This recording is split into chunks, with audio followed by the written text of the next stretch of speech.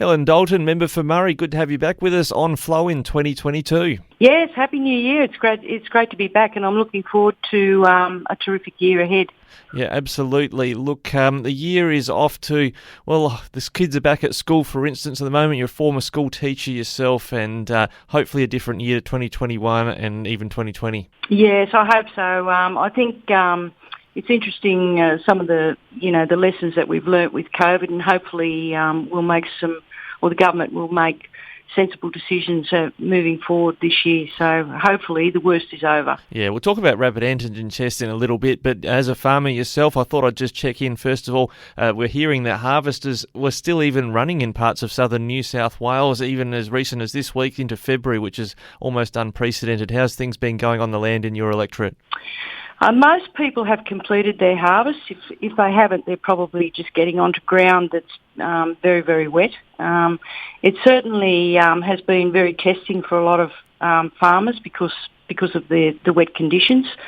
So they'd only just get going, and then they'd have another downpour. But the yields have been fabulous, but of course the quality has been really downgraded. Towards the west of the electorate, around Euston and Balranald, they didn't get the rain that we did towards the east. So their yields were modest, but their quality was very, very good. So the prices are pretty good. And, I think most people are fairly happy. I mean, it could have been a lot worse.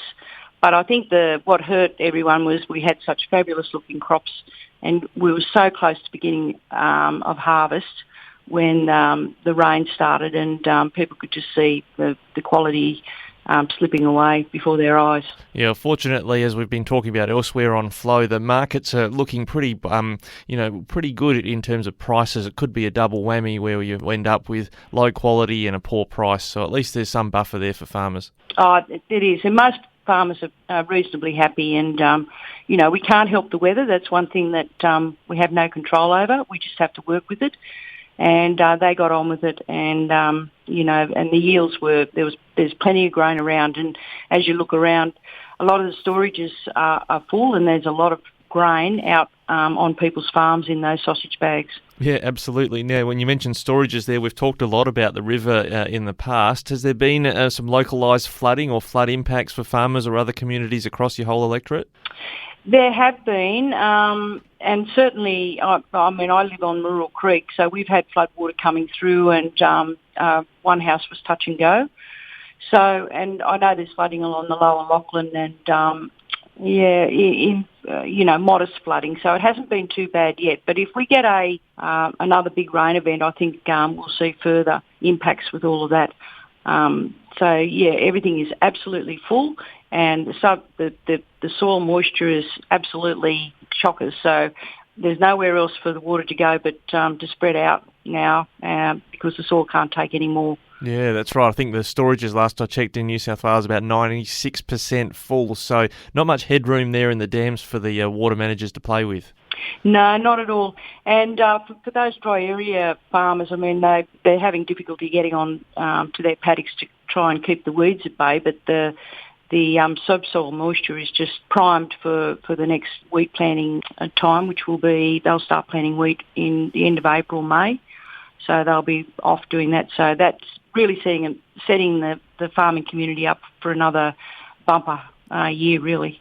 Yeah, well, now looking at the issue of rapid antigen tests, whether there've been adequate amounts available in your part of the world, and Premier Dominic Perrottet's been under a bit of pressure about returning all the kids to school at once. South Australia's had a staggered start, for instance. What's your view on the availability of rapid antigen tests and school kids in particular? Yeah, well, there's certainly a great shortage of these tests.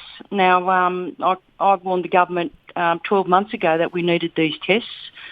Because we could see the way Europe was going. We need to test ourselves so that we know that we're okay to get out and about. I think the whole thing with the schools is going to be incredibly testing, and I just almost think that, they've just got to get on with it and get back to school. I know that's going to be difficult, but just the whole thing of getting your children tested twice in a week, that whole scenario makes it very, very difficult. It's a shame that the government really they knew that this new variant was coming out, and they probably should have had further restrictions on certain things so that we could keep this variant under control. But it's out there now. I doubt people are really, they can't get tested anyway, and they're just, the numbers of people with COVID now, the government wouldn't even know. I think they're just looking at the hospital figures and how many deaths in the community. So hopefully we are on the way out of this and that we've got over the worst of it.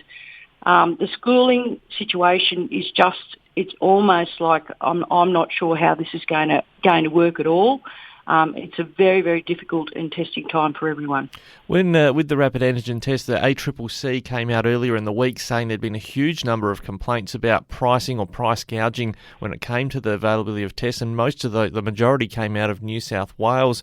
We're hearing tests have gone for as much as $140. Now, you can get them if you're a close contact with someone from the government. You get 2 free ones, but has there been a concern about the prices of these tests if you want to get them locally? I haven't heard about the costs being elevated to that degree. I certainly have heard about businesses hoarding tests. A lot of people businesses knew these rapid antigen testing kits were going to be something that was going to be highly sought after.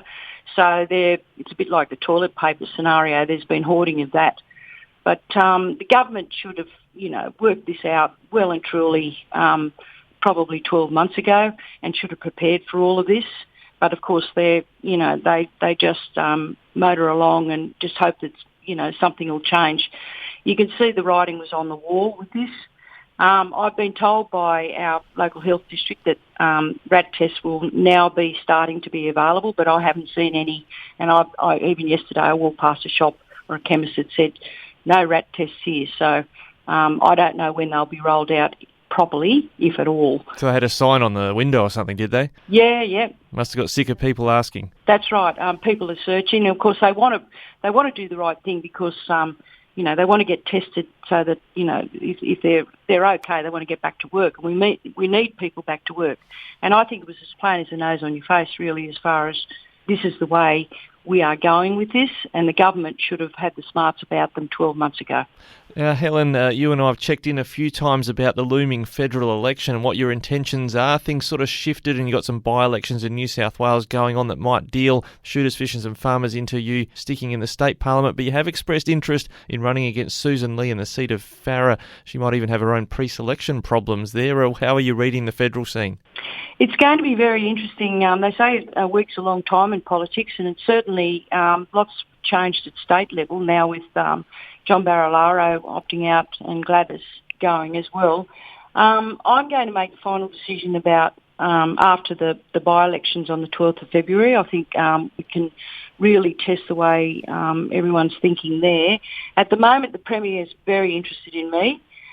Since the numbers are tight in the New South Wales government. So I've had lots of conversations with him and will continue to do so.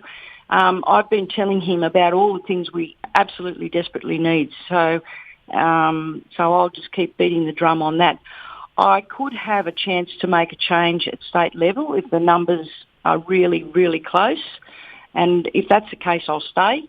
But if I don't see any progress in the next few weeks, then I'll be considering my position. And I think it's going to be interesting seeing how the pre-selection goes with Susan Lee, and I'll be watching with great interest. Now, just for the listeners' benefit, if they haven't caught our previous conversations about that, the scenario you're contemplating is running as an independent in the seat of Farrer? Yes, that would be so. Mm-hmm. Yep, and just something you raised just there, Premier Perrottet's been returning your calls or getting in touch with you. Is that different to how things were with Gladys Berejiklian? Gladys Berejiklian, she ran her own show and she wasn't at all interested in any of the electorates outside the or over the Blue Mountains. Dom Perrottet says he is, although I think his knowledge of our area is pretty limited. But he has said that he wants to get around to the west of the state. I know that he has been to Wagga, but I'm looking forward to him coming into my electorate because I'll welcome him with open arms and I'd love to show him all the things that we so desperately need. And we'll see if he can actually deliver some of those things that he's talking about. All right, Helen Dalton, thanks very much for that chat. Great to catch up with you again, and we will check in around the time of those by-elections, just where you're going from there. Yes, it'll be very interesting. Politics is never dull, and I appreciate your interest.